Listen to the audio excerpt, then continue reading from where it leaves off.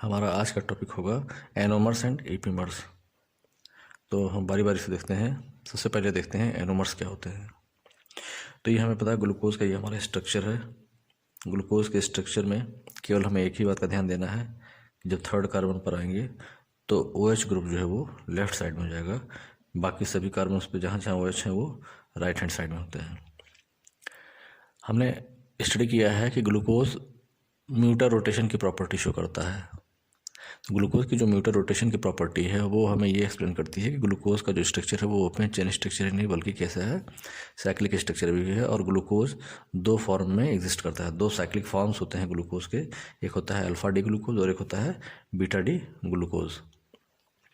तो alpha D glucose और beta D glucose में अंतर क्या है कि जैसे सपोज दैट ये ग्लूकोज का 5th कार्बन है और इस कार्बन से लगा हुआ ये जो OH ग्रुप है इसका लोन पेयर इलेक्ट्रॉन इस कार्बोनिल कार्बन के साथ साइक्लाइज करने चला जाता है और ये बॉन्ड जो है इस तरफ शिफ्ट हो जाता है।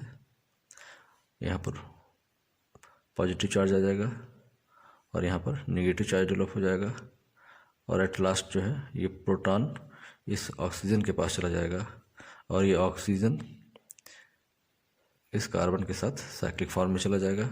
दैट मीन्स एक OH ग्रुप का फॉर्मेशन यहाँ पर होना है। तो ये हो जाता है HCOH, ठीक है। यहाँ फर्स्ट कार्बन पे HC और यहाँ पर सिंगल बॉन्ड में कन्वर्ट हो गया और साथ में इस हाइड्रोजन को इसने ले लिया, यहाँ पर HCOH हो गया। बाकी सभी कार्बन जैसे हैं ऐसे हम इनको लिख लेते हैं, ठीक है। 1 2 3 4 5 6 किस कार्बन से साइक्लाइज कर रहा है ये, यहाँ से साइक्लाइजेशन हो रही है और साइक्लाइजेशन में कौन सा कार्बन आया, ये 5th कार्बन आ रहा है और with the help of oxygen cyclisation हो गया, ठीक है।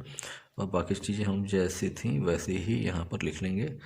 सेकेंड कार्बन पर कैसा है H और OH इधर है, थर्ड कार्बन पर OH इधर है, H इधर है, जैसा है वैसा ही इसको लिख लेते हैं। तो ये कंप्लीट हो गया। ये स्ट्रक्चर हमारा कहलाएगा अल्फा डी ग्लूकोज।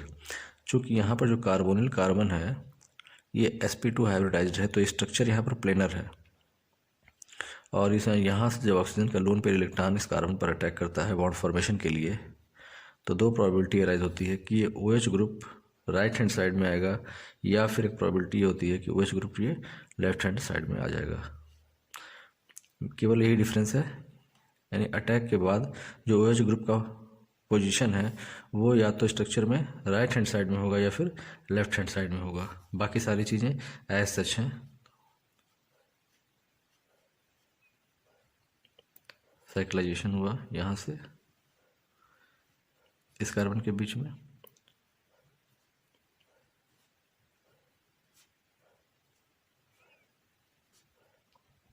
तो सारी चीज़ें दोनों में सिमिलर हैं। केवल क्या है, पोजीशन नंबर 1 यानी जो एक कार्बन नंबर 1 है इस कार्बन नंबर 1 पर क्या देखते हैं कि कॉन्फ़िगरेशन में चेंजिंग है। तो कहा जाता है कि the pair of stereo isomers which differ from each other, इन दोनों में क्या डिफरेंस है, which differ from each other in the configuration at C1 carbon atom, यानी जो कार्बन नंबर 1 है इसी पर इन दोनों का कॉन्फ़िगरेशन केवल डिफरेंट है, अदरवाइज ये पूरी तरह से एक जैसे स्ट्रक्चर्स हैं, है कि नहीं।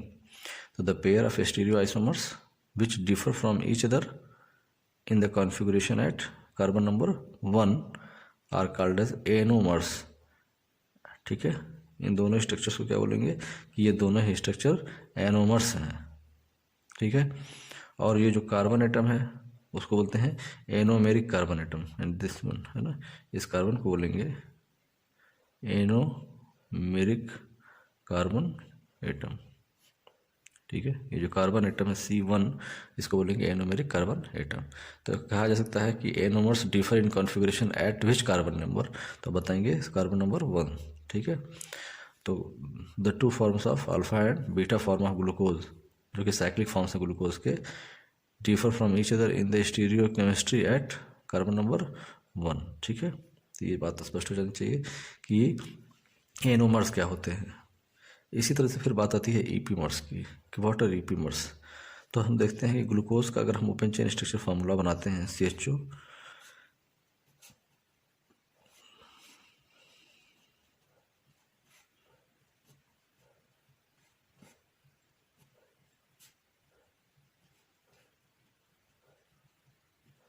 ये ग्लूकोज का स्ट्रक्चर 1 2 3 4 5 6, ये 6 कार्बन एटम्स हैं। ये स्ट्रक्चर हो गया glucose.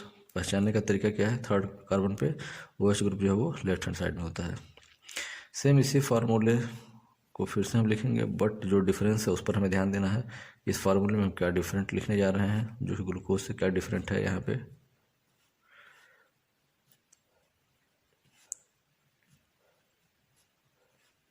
One two three four five and last में CH2OH। ठीक है, तो इसमें क्या डिफरेंस आया ले दे करके, तो हम देखते हैं कि इन दोनों स्ट्रक्चर में डिफरेंस कहाँ पर आ रहा है, कार्बन नंबर 1 पर नहीं है, बल्कि कहाँ पे है, कार्बन नंबर 2 पर है। बाकी सब जगह स्ट्रक्चर सेम है, टोटल का टोटल स्ट्रक्चर सेम है। इसे बोलते हैं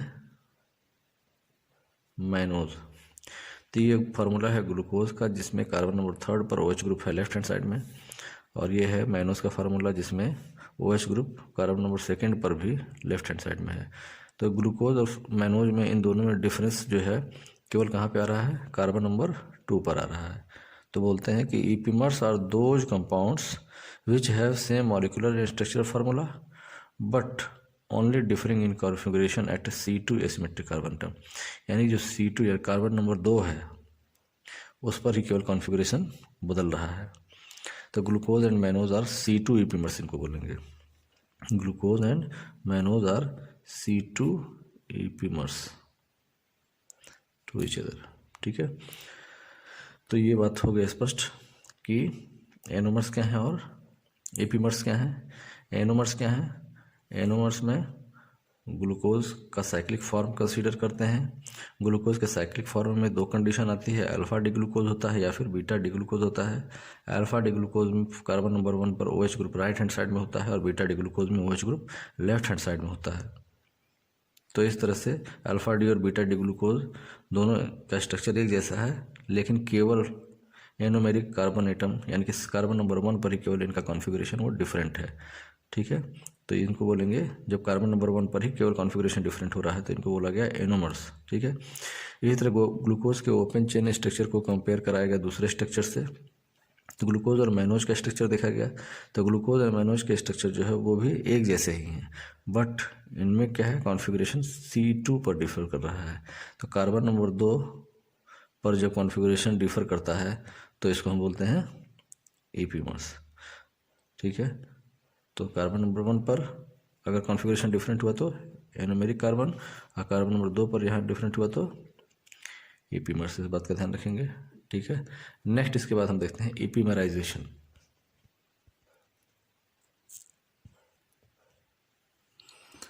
ईपीमराइजेशन क्या होता है, तो conversion of one epimeric form into another is called epimerization. जैसे कि हमने अभी देखा कि ग्लूकोज और मैनोज ये दोनों एक दूसरे के ईपीमर्स हैं। ग्लूकोज और मैनोज जो है एक दूसरे के ईपीमर्स हैं। कौन से ईपीमर्स हैं, C2 ईपीमर्स कहेंगे इनको। ठीक है, तो एक ग्लूकोज का जो ईपीमेरिक फॉर्म है उसको दूसरे ईपीमेरिक फॉर्म में जो कन्वर्ट करने की जो प्रोसेस है उसी को हम क्या बोलते हैं, ईपीमराइजेशन कहते हैं। ठीक है, तो the conversion of one epimeric form into another is called epimerization. ठीक, तो हम देखते हैं जरा भाई, सपोज दैट ये हो गया हमारा ग्लूकोज,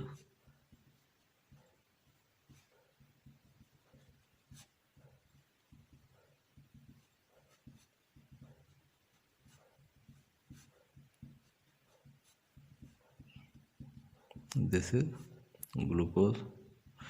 जो ग्लूकोज का अगर हम ब्रोमीन वाटर के साथ ऑक्सीडेशन कराते हैं तो हमें पता है ब्रोमीन वाटर के माइल्ड ऑक्सीडाइजिंग एजेंट है, जो CHO ग्रुप को क्या करेगा, COOH में कन्वर्ट कर देगा।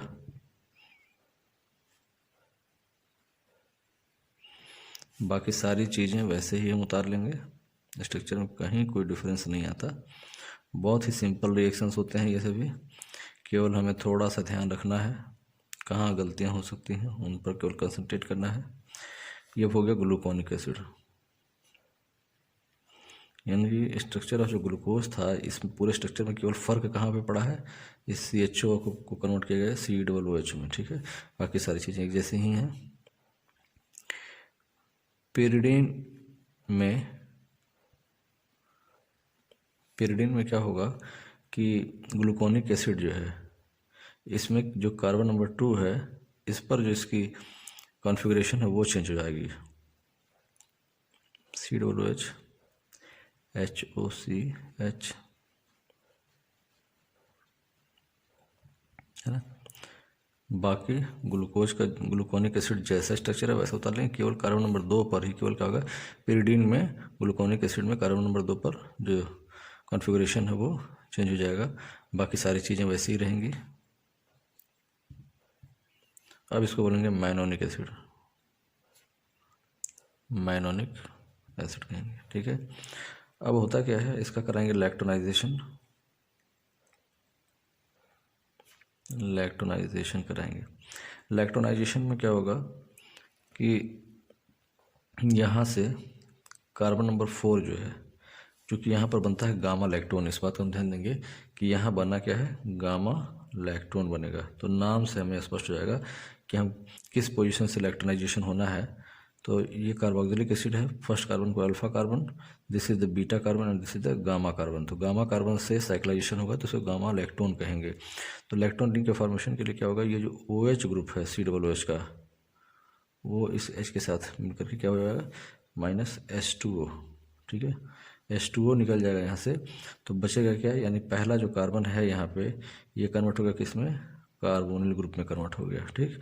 बाकी चीज़ें एज सच, यानी कि इस कार्बन नंबर पे 2 पे HCOH और कार्बन नंबर 3 पर क्या होना है, HOCH, और कार्बन नंबर 4 पर क्या फ़र्क पड़ा है, H तो ऐसे ही है, कार्बन है, और इस कार्बन के साथ साइक्लाइज किया है, और ये ऑक्सीजन CO, ठीक है। तो यही ऑक्सीजन बीच में आ गया।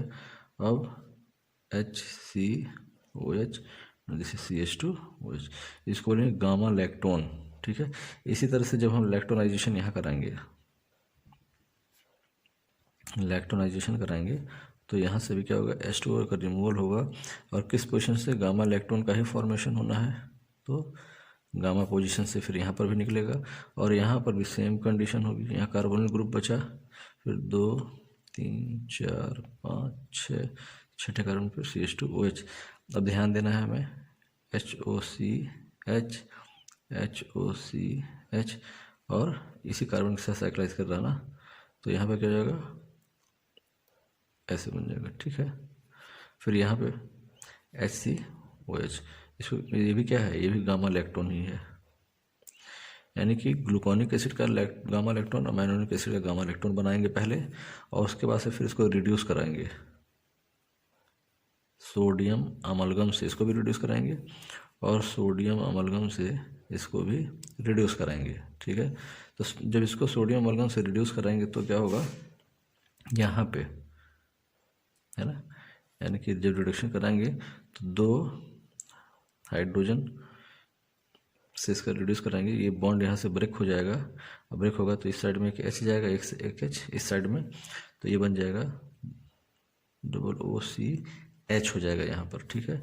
और ये वाला H जो है इस ऑक्सीजन के साथ चला जाएगा वापस, HCOH HOCH HCOH HCOH and this will be CH2OH, यानी कि हमको एक क्या मिल गया, ग्लूकोज मिल गया। इसी तरह से यहाँ क्या मिल जाएगा, OOCH, यहाँ भी ऐसे ही हो जाएगा, ठीक है। एक H इधर जाएगा, एक H इधर जाएगा, तो सेकेंड कार्बन पे तो हमको केवल अपने पिछले स्ट्रक्चर को ध्यान रखिए, अगला स्ट्रक्चर बनाना है, कभी गलती नहीं होगी। केवल हमें सीक्वेंस याद करना है, बाकी सारी चीज़ें बहुत आसान हो जाती हैं। ये हो गया मैनोज, ठीक है। तो ग्लूकोज इससे क्या बन गया, मैनोज बन गया। तो ग्लूकोज से मैनोज बनने की जो क्रिया है, यानी दोनों ही एक दूसरे के क्या है, इपीमर्स हैं, C2 इपीमर्स हैं एक दूसरे के, तो दोनों ही इपीमर्स हैं। तो एक इपीमेरिक फॉर्म से दूसरे इपीमेरिक फॉर्म को बनाने को ही क्या बोलते हैं, इपीमेराइजेशन कहते हैं, ठीक है। तो ये बड़ा ही सिंपल और बढ़िया स्कोरिंग टॉपिक है, एग्ज़ाम के लिए तैयार कर लेंगे इसको।